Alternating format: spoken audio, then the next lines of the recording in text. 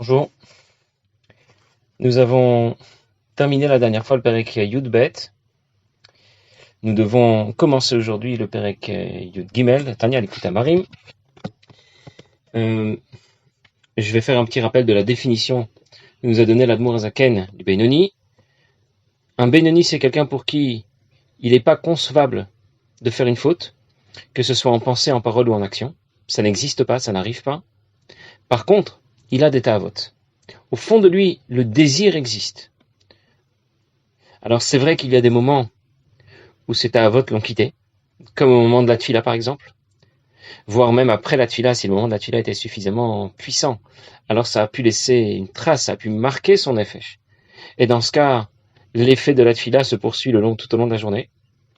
Mais de toute façon, d'une manière générale, Mourazaken nous a dit que Moach Chalit à la lève, que d'autre part, que l'esprit domine le cœur, que Meat Docher Bechocher, qu'un peu de lumière va repousser beaucoup d'obscurité, donc dans le domaine de l'Akdusha. Au-delà de ce qui se passe d'une façon générale, que l'esprit domine le cœur, dans le domaine de l'Akdusha, un peu de lumière repousse beaucoup d'obscurité, et dans ce cas, notre Benoni sera en mesure de garder le contrôle de façon permanente. Alors avant de commencer le Perek Yud Gimel, au cours duquel l'Admour Hazaken va poursuivre les enseignements qu'il veut nous donner au sujet du Benoni, je voudrais que l'on voit ensemble un extrait d'un Mahamar du Rabbi qui parle avec un peu plus de précision, qui développe un peu plus la définition d'un Benoni. C'est un Mahamar de Tafshin Mem Aleph Parashat Mishpatim, un Mahamar Muga, un Mahamar qui était corrigé par le Rabbi et qui a été édité Kuntras Rav Bet Shvat en Tafshin Nun Bet. Vous souhaitez le retrouver dans les livres, c'est dans Torat Menachem, Melukat Vav, ou dans Torat Menachem Sefer Mamarim Melukat Adar Sivan, c'est à la page Rav Dalet. J'ai de toute façon envoyé la copie du PDF du Hot Tête qui nous intéresse. La question générale qui se pose dans ce Mahamar est la raison pour laquelle Parashat Mishpatim commence avec les dynim du Eved Ivri. Pourquoi on commence avec à nous parler tout de suite après Matan Torah, on nous parle de la façon dont on doit gérer un serviteur juif. Il y a un serviteur cananéen, Kenani, Eved Kenani, il y a un serviteur juif, et les règles qui s'appliquent vis-à-vis de l'un, vis-à-vis de l'autre ne sont pas les mêmes. C'est ce dont on parle au début de Parashat Mishpatim. On peut s'interroger sur le fait que, sur la raison pour laquelle, juste après Matan Torah, la première chose dont il fallait nous parler, c'est la façon de gérer, les règles qui s'appliquent au Eved Ivri. Et en nous donnant l'explication, on va en même temps avoir un développement, un éclairage un peu plus précis sur la façon de définir un Benoni. Alors je vais le lire dans les mots et je commence. On est haute tête dans ce Mahamar, Valpiz et Yuvan. J'ai envoyé bien sûr le PDF, la copie du Mahamar. Valpiz et Yuvan Mashakrat Parashat Ibedin Eved Ivri. Après cela, on va comprendre pourquoi le début de la Parashat Mishpatim commence avec le din du Eved Ivri. Shekar Yan Avdut Bevet Kenani. A priori, un serviteur, c'est d'abord et avant tout un serviteur Kenani. Un Eved Ivri, ça peut arriver. Ça peut arriver qu'un serviteur soit juif. Alors ça peut arriver de deux manières. Soit il s'est vendu lui-même en tant que serviteur parce qu'il n'avait absolument plus rien. Et quand on dit rien, ça veut dire rien, avec un grand R majuscule. Et donc il n'avait pas d'autre choix que de se vendre lui-même en tant que serviteur. Ou bien une autre façon qu'il a de devenir un Eved Ivri, c'est lorsqu'il a volé, il n'a pas de quoi rembourser. Alors dans ce cas, le Beit Din va procéder à sa vente en tant qu'Eved Ivri. Alors bien sûr, il a des droits qui sont supérieurs à ceux des ouvriers d'aujourd'hui, mais il reste un Eved Ivri. Essentiellement, la Avdout, la servitude, ne concerne que les Avadim Kenaanim, les serviteurs Kenaanim, pas les Avadim Ivrim. Avadim Ivrim, ça peut arriver, mais ça reste relativement exceptionnel. Et le Rabbi continue, il dit parce que l'essentiel n'est pas tellement d'obéir, comme un serviteur, Kabbalatol, accepter le joug de Dieu, mais de l'accepter avec plaisir, avec enthousiasme. Et c'est ce que l'on va retrouver au sujet du Eved Ivri. Alors je vais anticiper un petit peu, comme ça quand on va le lire ensuite, ce sera beaucoup plus simple. Je viens de dire qu'il y avait deux sortes de Avadim, Eved Ivri. Il y a celui qui s'est vendu lui-même, donc c'était volontaire. Puis il y a celui qu'on a vendu. Le Beit Din l'a vendu, parce qu'il a volé, il n'avait pas de quoi rembourser, donc le Beit Din l'a vendu. Donc lui, il est un Eved Ivri, mais c'est contraint et forcé. Il ne l'a pas choisi. Et on trouve ces deux idées au moment de Matan Torah. Au moment de Matan Torah, on nous dit d'une part, les Bnei Israël ont dit Na'aseh v'nishma, ils se sont engagés volontairement à servir à Kadosh Baruch Hu. Ils ont décidé d'obéir parce que c'était leur propre décision. D'un autre côté, on nous raconte que Kafal Emar Kegigit, lorsque Kadosh Baruch Hu a voulu leur donner la Torah, alors il a soulevé la montagne comme une grosse cruche et il leur a dit, vous acceptez ou je lâche tout. C'est-à-dire que la Torah nous a été donnée de force. Alors dis-moi, c'était de force? C'était volontaire? En vérité, il existe ces deux aspects dans notre service de Dieu. Dans Avodat Hashem, il y a celui qui sert à Kadosh Baruch Hu par contrainte. Il n'a pas le choix. C'est pas de sa faute. Il est juif, alors il est obligé d'obéir. Il doit pratiquer les mitzvot et étudier la Torah. Tant pis pour lui. Et puis il y a celui qui le fait avec joie. Il a compris que c'est un honneur, que c'est un privilège. Bien sûr, il doit obéir. Bien sûr, il y a des choses à accomplir. On ne peut pas faire ce qu'on veut. Mais il a en même temps compris l'opportunité de rejoindre le projet d'Akadosh Baruch Hu, d'être associé à son projet. Et du coup, il le fait. Il obéit. Il obéit pas juste par soumission. Il obéit parce que il le veut. Il l'a décidé. Alors, lorsque quelqu'un obéit stam comme ça veut dire juste pour obéir. C'est déjà pas mal. Mais c'est ce que nous allons appeler le niveau inférieur du Benoni. Ça veut dire qu'il a quand même des tavot. Un peu comme un serviteur qu'on a obligé à devenir un serviteur. Ça veut dire quoi? Il n'a pas envie d'être un serviteur. On l'a obligé. Lui, il voudrait bien faire autre chose. Mais il obéit. Il accepte quand même d'obéir. Alors que celui qui a décidé d'être vendu, lui, il a décidé d'être un serviteur. Dans ce cas, il va le faire avec beaucoup plus de joie. Il veut être chez son maître. Voire même, il veut prolonger la période au cours de laquelle il va être un serviteur chez son maître. Et dans ce cas, la différence entre les deux, c'est que le premier va tout faire, même s'il n'en a pas envie, mais il va faire tout ce qu'on lui demande par obligation, alors que le deuxième va faire aussi tout ce qu'on lui demande, mais cette fois pas par obligation, avec joie et enthousiasme. Les deux vont obéir, mais pas exactement de la même manière. Et on a compris que le premier qui le fait seulement par obligation, eh bien c'est ce qu'on va appeler le niveau inférieur du Benoni, alors que le suivant, celui qui le fait avec joie et enthousiasme, c'est justement celui qui a plus de valeur. D'un côté, c'est vrai qu'il y a un avantage à tout faire par obligation, mais d'un autre, parce que je suis certain d'obéir. Mais en même temps, il y a un chisaron ici, il y a un inconvénient, c'est qu'il va obéir, mais sans aucun sentiment. Les sentiments n'y sont pas. De toute façon, obéir, c'est vrai, c'est possible. Mais au bout d'un moment, on en a marre d'obéir. On veut bien obéir un peu, on veut bien obéir un peu plus. Mais au bout d'un moment, on dit, bon, on peut me laisser tranquille maintenant 5 minutes, je fais ce que je veux. Fermez la porte 2 minutes et laissez-moi faire ce que j'ai envie, juste pour 2 minutes. Ça, c'est celui qui obéit, mais seulement sous la contrainte. Alors que celui qui obéit avec joie, avec enthousiasme, lui va obéir et ne va jamais laisser échapper quoi que ce soit. Jamais il ne va flancher. C'est la différence qu'il y a entre le Benoni niveau inférieur, on va dire, et le Benoni niveau standard. La différence qu'il y a entre le Eved Kenaani et le Eved Ivri, le serviteur cananéen, qui va tout accomplir par obligation, par stricte obligation, sans aucun cœur, et du coup, s'il a l'occasion de désobéir, ça peut peut-être lui arriver. Et puis le serviteur juif, qui lui va le faire avec joie. Alors je vais reprendre maintenant dans les mots, en Sefer Mahamari Melukat, tête, et je reprends Veyuvanze, à la 4e ligne. Veyuvanze alpi mashkatav Admor Zaken dibur matril vrim korishit bitolama. On va comprendre ça d'après ce qu'explique Admor Zaken. Dans le Mamar vrim korishit bitolama, va Tzemar Tzedek kotev, Mamar ze shudrush nichbad meod. Et Tzemar Tzedek écrit au sujet de ce Mamar, que c'est un Mamar très, très honorable. Il est d'abord Minyan Tzadik Rachel Benoni, qui parle de Tzadik Rachel Benoni. Ça tombe bien, c'est justement notre sujet. Des Shlosh Amina Avadim, et chez Parashat Mishpatim, les 3 catégories de serviteurs dont on parle dans Parashat Mishpatim. Eved Kenani, Eved Ivri, Vama Ivria. Il y a le serviteur cananéen, le serviteur juif et la servante juive. Ce sont les 3 catégories de Avadim, de serviteurs ou de servantes dont on parle avec des cahiers des charges différents et des règles différentes. Mgim El Madrigot Bavodat Hashem, ça correspond justement à 3 niveaux différents dans Avodat Hashem. Eved Kenani, un serviteur cananéen, Sharatson Latanuk Shalom Miprikatol. Qu'est-ce qu'il veut? Qu'est-ce qui lui ferait plaisir? Désobéir.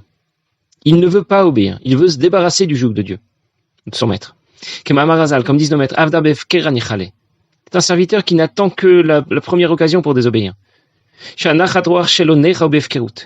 qu'il a envie, c'est ne rien faire, désobéir, prikatol.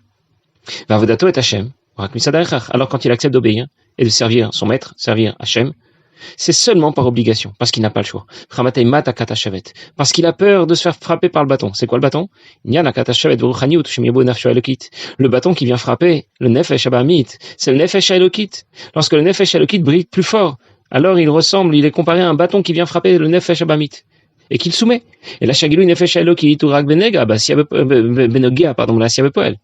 Mais la révélation ici, la puissance que montre le Nefesh Elokit ne concerne que la pratique concrète. Au fond de lui, le Nefesh Abamit est resté le même. Il ne veut pas obéir. Il obéit, contraint et forcé, mais il ne veut pas. Evet Kenani est aussi, inclus aussi, pas seulement le Benoni niveau inférieur, mais aussi le Racha Betovlo. Comment chez Bevet Kipshutev cherche à dire Tal et Rabo? Un serviteur cananéen, il peut désobéir. C'est pas seulement une idée, c'est pas seulement qu'au fond de lui il en est capable. Ça peut même arriver concrètement. Mais quand son maître le frappe, alors il retourne à son travail. Il en va de même dans Avodat Hashem.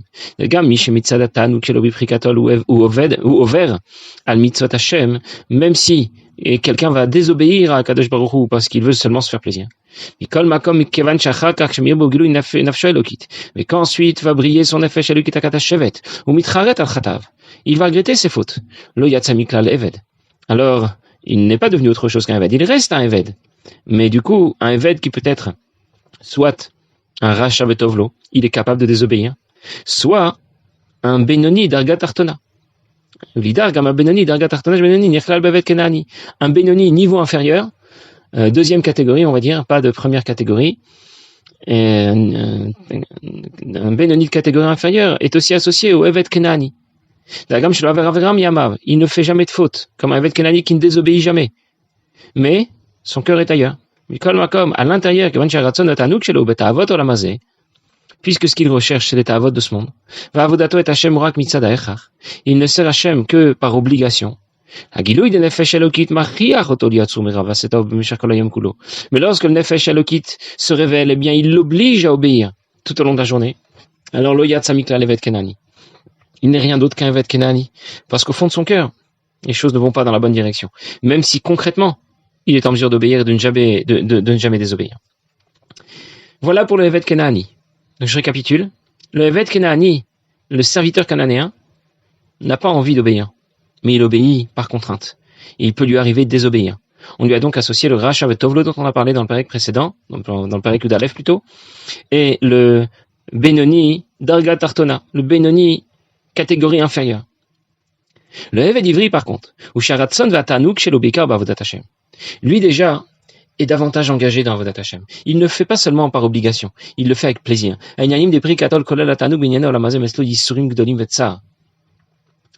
Et tout ce qui est engagé du côté de ce monde, les plaisirs de ce monde, désobéir, c'est pour lui quelque chose qui le ferait énormément souffrir. Maintenant, quand ça arrive, il n'en est pas dégoûté comme le tzaddik. C'était là la différence. Mais déjà, le Benoni de catégorie standard, pas encore catégorie supérieure, on en parlera dans les prakim qui viennent, Benoni de catégorie standard déjà a la volonté de ne pas continuer dans cette mauvaise direction. Et déjà le fait que des fois il lui monte une pensée furtive qui lui fasse prendre conscience du plaisir qu'il a de telle ou telle chose de ce monde, déjà ça le rend amer. C'est ce qu'on appelle un Benoni d'une façon standard. Ama Ivriya Madrigat Tzadik, c'est ensuite un Tzadik. Le Rabbi va continuer dans ce matin et expliquer alors pourquoi Parashat Mishpatim commence par les dinim du Eved Ivri. Pourquoi pas par les dinim du Eved Kenani? On commence à me parler déjà de Avadim. Et ça, c'est un point très important. On me parle d'un Eved pour m'apprendre que le premier pas dans Avodat Hashem, la première approche, c'est l'approche d'un Eved, c'est l'approche d'un serviteur. Il faut d'abord savoir que nous devons obéir. C'est la première pierre dans tous les de tout l'édifice. Maintenant, ça ne suffit pas. On ne peut pas continuer juste sur cette première pierre. Il faut ensuite construire tout un bâtiment. C'est vrai que la base, ça restera Kabbalatol, ça restera accepter d'obéir, mais pour que on ait devant nous un grand palais, eh bien, il va falloir construire en hauteur. Et construire en hauteur, ça veut dire développer notre amour, notre crainte pour Dieu. Et dans ce cas, diminuer d'autant notre flamme et notre intérêt pour les choses de ce monde, comme on a déjà expliqué dans les derniers shiurim. C'est pour cette raison, va nous dire le Rabbi, que Parashat Mishpatim, juste après Matan Torah, vient nous parler des dinim du Eved ivri, et pas du Eved Kenani, pour nous apprendre, oui, tu dois être un Eved, mais un Eved ivri, pas quelqu'un qui obéit pour obéir. Tu as l'obligation, le devoir de développer la motivation que tu vas engager dans Avodat Hashem. Les deux approches ont leur avantage et leur inconvénient. C'est très important d'obéir.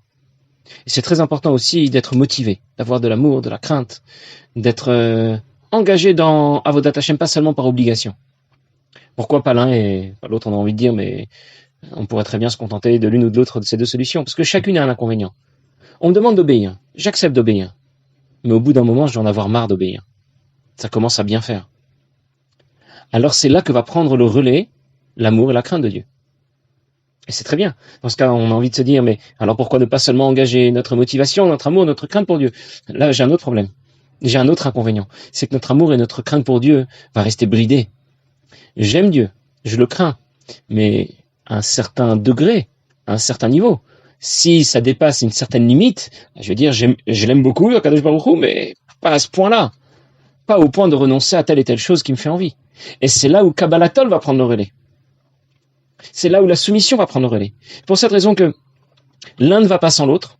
Il faut en même temps Kabbalatol, la soumission, être un Eved.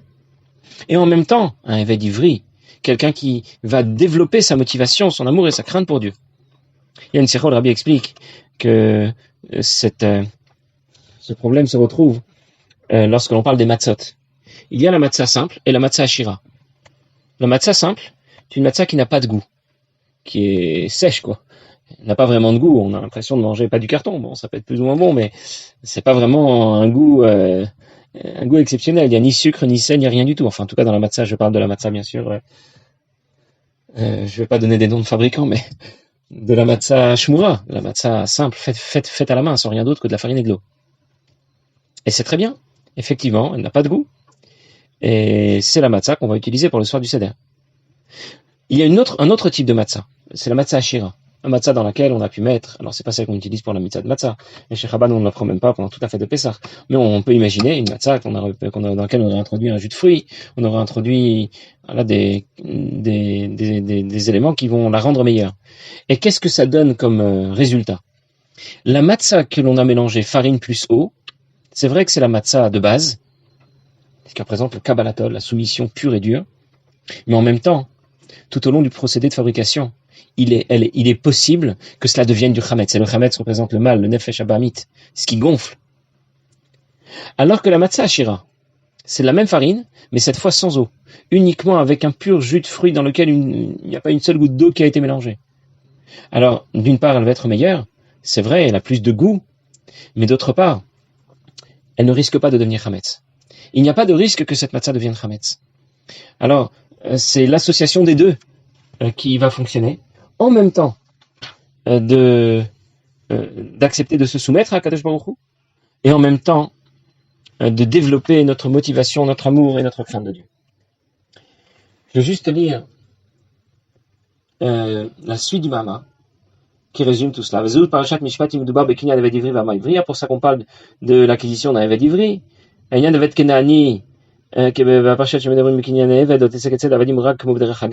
alors que le Eved Kenani, celui qui correspond à Avodat Hashem, celui qui sert Dieu par seule et simple soumission, on en parle au passage, mais c'est pas l'essentiel.